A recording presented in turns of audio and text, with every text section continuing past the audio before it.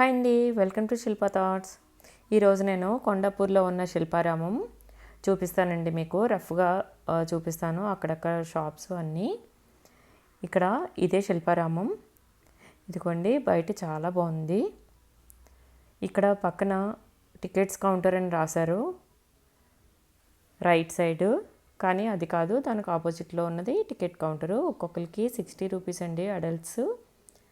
పిల్లలు below 4 years వాళ్ళకి లేదు టికెట్ అనేది. అబవ్ 4 ఇయర్స్ వరకు 20 రూపీస్. ఇదిగోండి, స్టార్టింగ్ ఎంటర్ అవ్వగానే అలా చిన్న టెంపుల్ ఉంటుంది. పక్కనే ఇలా షాప్స్ ఉంటాయండి, చిన్న చిన్న షాప్స్ ఉంటాయి అన్నీను. ఇదిగోండి, ఇది ఇత్తడివి అన్నీ దేవుడివి విగ్రహాలు, షో పీస్లు అలా ఉన్నాయి. కాస్ట్ అడిగాను నేను. యాక్చువల్గా నా అజ్జరం వీడియోలు మీరు చూసే ఉంటారు. కాస్ట్ అజ్జరంలోనే చాలా తక్కువగా అనిపించిందండి. చిన్నది నేను చూపిస్తాను, ఇంకా అది మీకు వీడియో చేసి చూపించలేదు, లాస్ట్లో చూపిస్తాను చూడండి. ఇది ఉంది కదా శంకు చక్రాలు, ఇది చిన్నది. నేను అజ్జరంలో అయితే 1700 తీసుకున్నాను, ఇక్కడ 27 చెప్పారు నాకు. కానీ బార్గెన్ చేసినా ఎంత తగ్గిస్తారు, మహా అయితే 22కి వస్తారు అంతే. ఇక్కడ కాస్ట్ అయితే చాలా ఎక్కువ అనిపించింది నాకు, కానీ విగ్రహాలన్నీ చాలా బాగా నచ్చాయండి నాకు. నా షార్ట్స్ చూస్తే ఈ వినాయకుడి విగ్రహం మీరు చూసుంటారు ఆల్రెడీ. చాలా బాగా నచ్చింది. అన్ని విగ్రహాలు అయితే నాకు కనిపించాయి. ఇదిగోండి, మేము యాక్చువల్గా శిల్పారాంకి వెళ్ళడానికి కారణం మధుబాని పెయింటింగ్స్ తీసుకుందాం అనుకుంది మా చెల్లి. బెంగళూరు నుంచి వచ్చారు తను. ఈ మధుబాని పెయింటింగ్స్ అడిగాము, చాలా కాస్ట్ చెప్పారు. కానీ ఫైనల్గా బార్గెన్ చేయగా మాకు 4000కి అయితే ఇచ్చారు. ఆల్రెడీ నేను వీడియో కూడా చేశాను ఇక్కడ ఏం తీసుకున్నానని, అందులో చూడండి. ఈ పెయింట్ చాలా కష్టమటండి వేయడం, అందుకే ఇంత కాస్ట్ పడ్డాయి. ఇలాంటి పెయింటింగ్స్కి అయితే నేను కాస్ట్ అయితే పెట్టలేనండి, అసలు నాకు ఇష్టం ఉండదు. కానీ మా సిస్టర్కి చాలా ఇష్టం మధుబాని పెయింటింగ్స్, ఎప్పటి నుంచో చెప్తుంది, అందుకనే తీసుకుంది.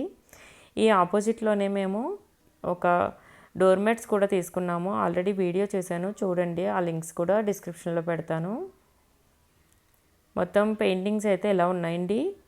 ఇక్కడికి నార్త్ వాళ్ళు ఎక్కువ వచ్చి షాప్స్ పెడుతూ ఉంటారు. కరోనా ముందు వరకు అయితే శిల్పారామం కలకల్లాడిపోతూ ఉండేది. కానీ పాపం కరోనా తర్వాత చాలామంది వెళ్ళిపోయారండి బ్యాక్ అనేది.